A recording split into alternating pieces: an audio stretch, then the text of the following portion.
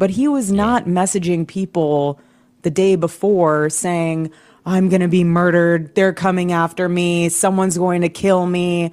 He didn't say that. And I have his cell phone. Andrew Colvett told me the night before Charlie was murdered that Charlie Kirk texted him and said, they are going to kill me. And I'm not getting that third party. I got that directly from Andrew Colvett. He asked me to keep it off record, and I would have kept it off record if Erica did not imply that I lied. Either Erica Kirk is lying, or somehow the intelligence agencies have deleted text messages off of Charlie Kirk's phone, which is allegedly in the possession of Erika Kirk. Erika Kirk says she has Charlie's phone, and Charlie did not send messages to anyone that he felt as though he was going to be killed, let alone that he sent these messages the day before he was, in fact, assassinated at the tragedy at Utah Valley University. Okay, so there are only two possible outcomes here, I really think.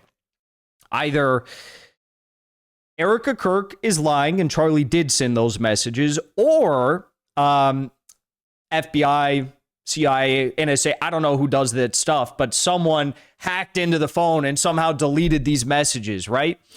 Or maybe Charlie, I guess, deleted them before he went out on stage that day. I don't know. Maybe he deleted all these messages. My thought process here is that it is the highest likelihood that Erika Kirk is lying. And if you don't believe that she actually said this, take a look at this clip right here. But he was not messaging people the day before saying, I'm going to be murdered. They're coming after me. Someone's going to kill me. He didn't say that. And I have his cell phone. He didn't say that, and I have his cell phone. Why does everything she says sound so scripted? You know, she's on the Tissue and Shabbat Shalom book tour right now, and every single thing she says, just everyone sees it. Like, I just opened TikTok the other day to upload some TikToks. I opened it up last night, and every single video is like some random girl making fun of how scripted literally everything she's saying is. Everyone sees it, right? Everyone sees it. Everyone sees how weird it is that Erika Kirk is coming out, and that the interviewers will ask her, you know, what about Tyler Robinson? And Erika Kirk goes like, Tyler Robinson, I forgive him. Of course I forgive him. Just a sweet boy that got, he got led in the wrong direction. I forgive him. And then they say, and Candace Owens, and Erika Kirk goes, she's laughing. She's like, and then she goes, Candace Owens is demonic. Candace Owens, she starts talking in this weird, like, PR scripted voice. Candace, she's got cat eyes that start coming out. Candace Owens is absolutely demonic. She's lying and needs to stop. Needs to stop now. Pause.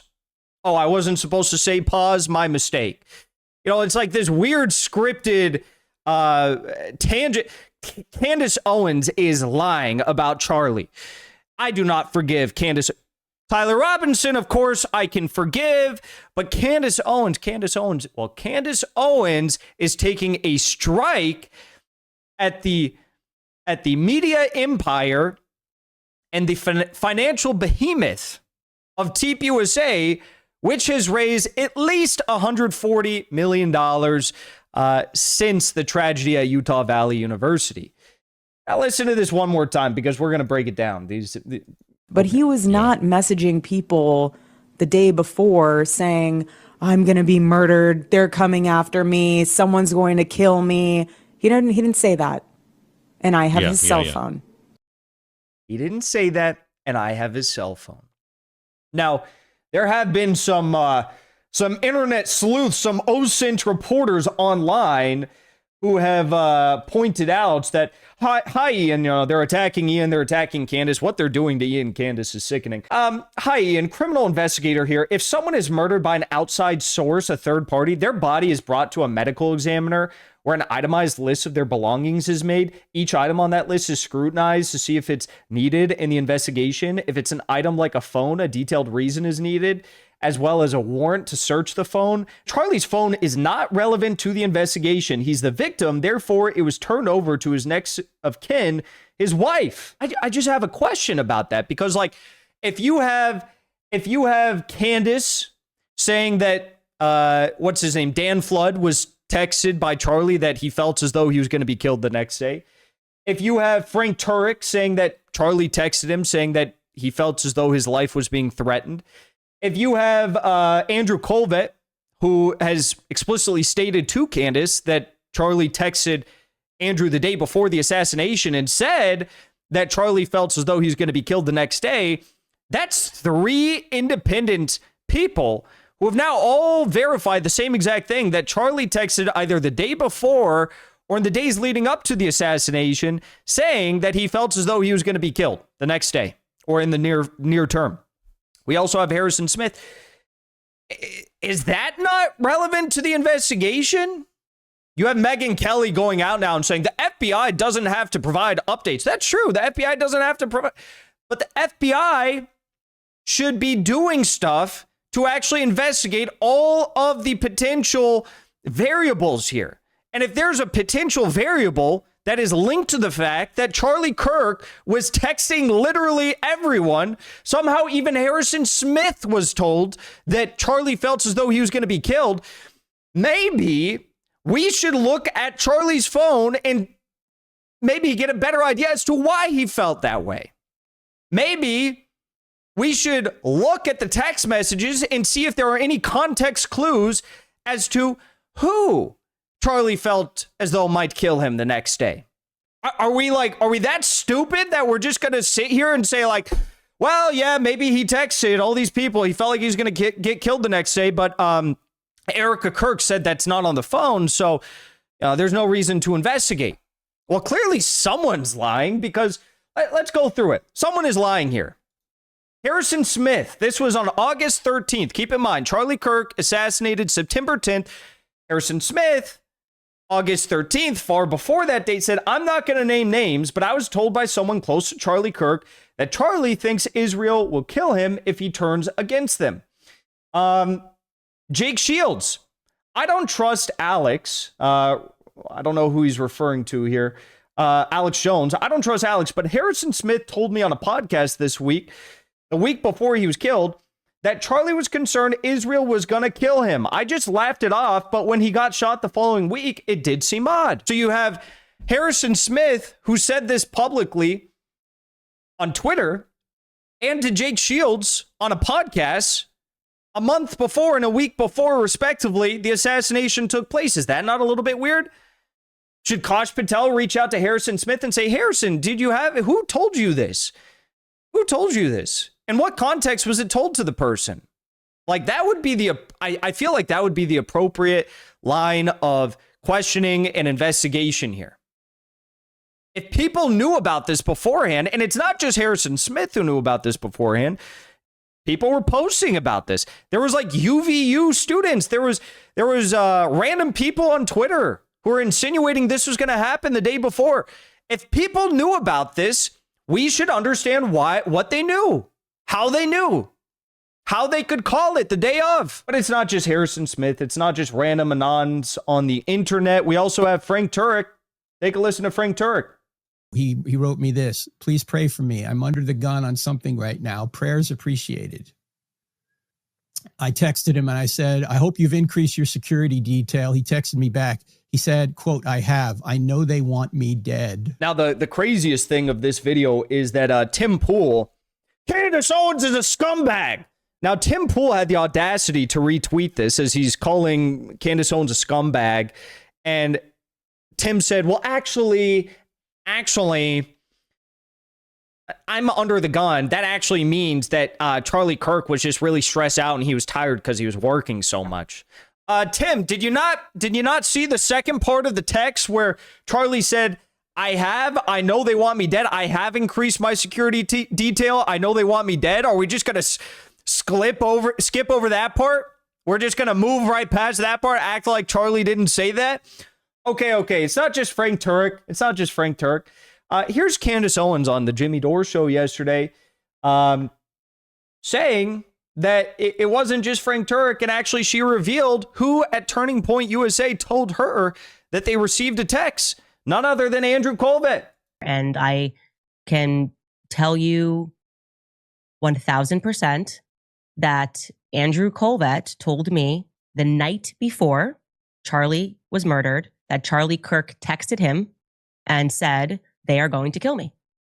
Andrew Colvett is the person who received a text message from Charlie Kirk saying they're going to kill me. And I'm not getting that third party. I got that directly from Andrew Colvett. He asked me to keep it off record, and I would have kept it off record if Erica did not imply that I lied, right? So, I mean... Andrew Colvett. Whoops, guess he shouldn't have told Candace that one. He told that to her 48 hours after the assassination, by the way, that the day before the assassination, Charlie Kirk texted him and said he feels like he's going to get killed tomorrow. I think if Andrew had known what he knows now, that Candace was going to be like the only person investigating this matter in a serious way, probably wouldn't have let that one slip, because Andrew Colvett is the same one who gave us Charlie Kirk, he's like the man of steel. He's got this iron neck. He's like the Superman, man of steel. Remember when he tweeted that out? Remember that?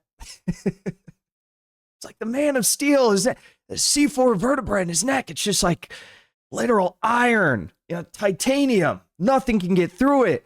Magic bullet. It's not a magic bullet. It's the magic neck vertebra. I'm not saying she is saying Candace is lying. I am saying that since I was the one who put it out there, she's implying that I'm lying and that that's not true. So we have a scenario here where either Andrew Colvett has told an explicit lie, or Erica Kirk is telling an explicit lie. It's not up for me to determine who.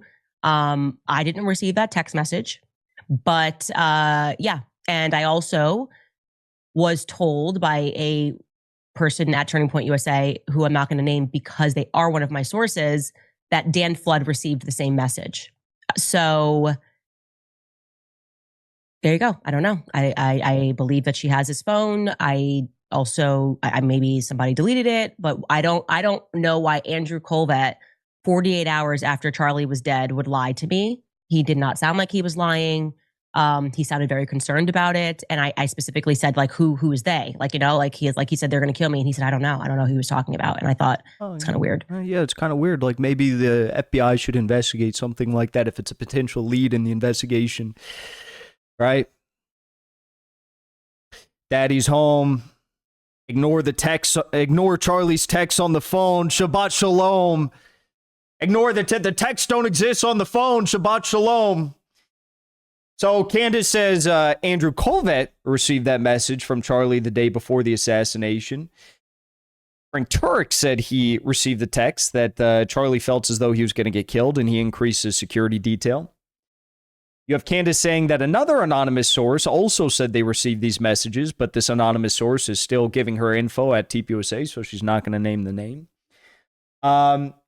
You have Harrison Smith, who said this publicly about a month before the assassination took place.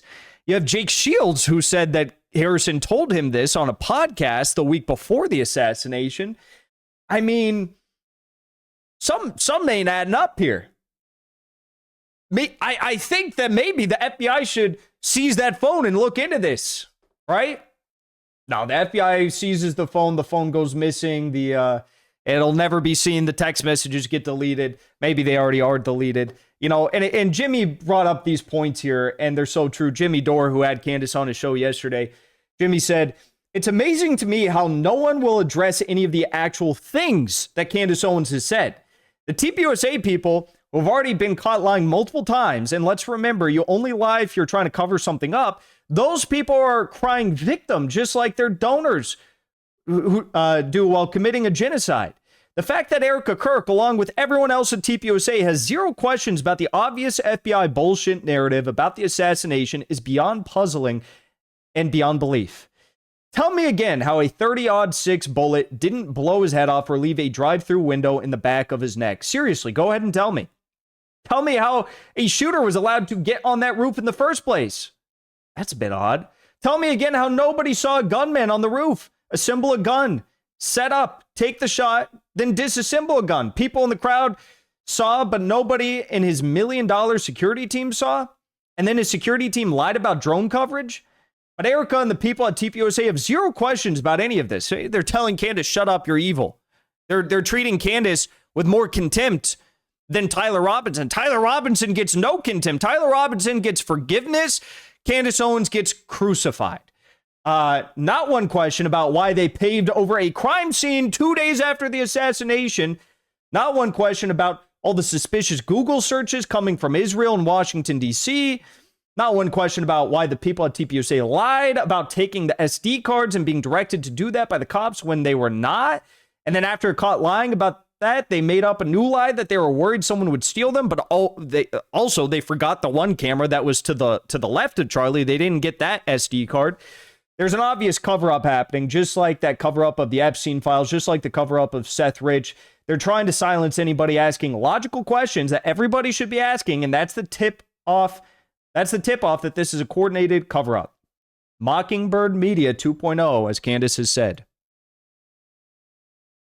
Yeah, something ain't adding up here. Something ain't adding up here.